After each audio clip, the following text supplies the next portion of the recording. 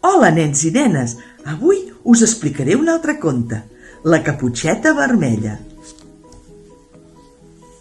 Hi havia una vegada una nena molt bufona que la seva àvia li havia fet una caputxeta de color vermell i a aquesta nena li havia agradat tant que se la posava sempre i la gent, en vez de dir-li pel seu nom, li deia caputxeta vermella.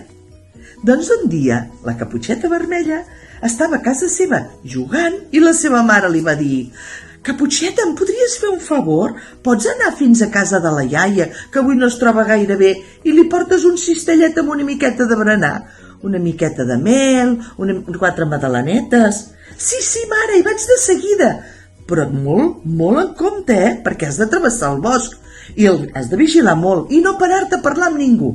Tu, directe cap a casa la iaia.»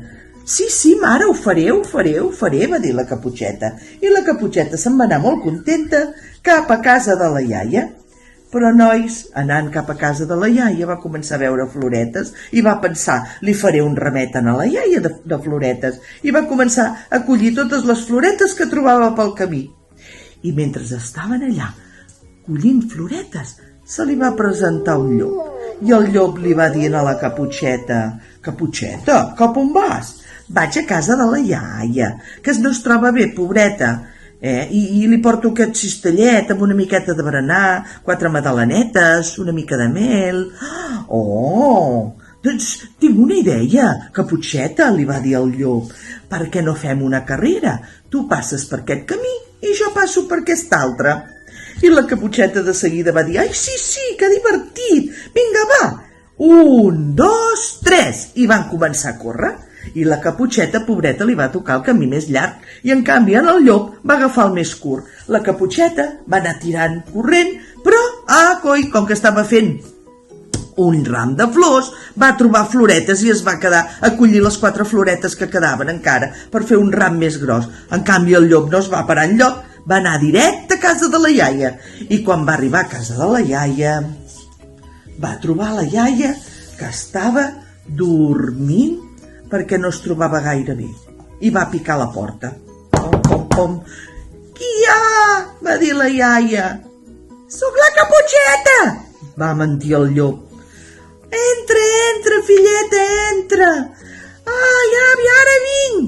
I va anar cap allà i el llop no la va deixar ni respirar, pobra àvia. L'àvia sí que es va espantar i d'un salt es va posar dins de l'armari i es va amagar. I el llop va dir: «Ah, sí? Doncs ja veuràs què faré jo.» El llop es va posar el vestit de l'àvia i es va disfressar i es va posar dins del llit, esperant que arribés la caputxeta vermella. Quin llop més dolent! I així que mentre estava allà esperant, la caputxeta anava collint floretes fins que va arribar a casa de la iaia i va picar a la porta. «Qui hi ha?», va dir el llop. «Soc la caputxeta, que te porto una miqueta de berenar.» Passa, que estic al llit i no em trobo gaire bé.» I la caputxeta va entrar i es va trobar a la iaia que estava al llit. Però no era la iaia, era el llop. I la caputxeta, quan el va veure allà, va començar: «Oi, àvia, quina cara que fas avui? És que no em trobo gaire bé.» «Oh, però és que tens unes orelles molt grosses.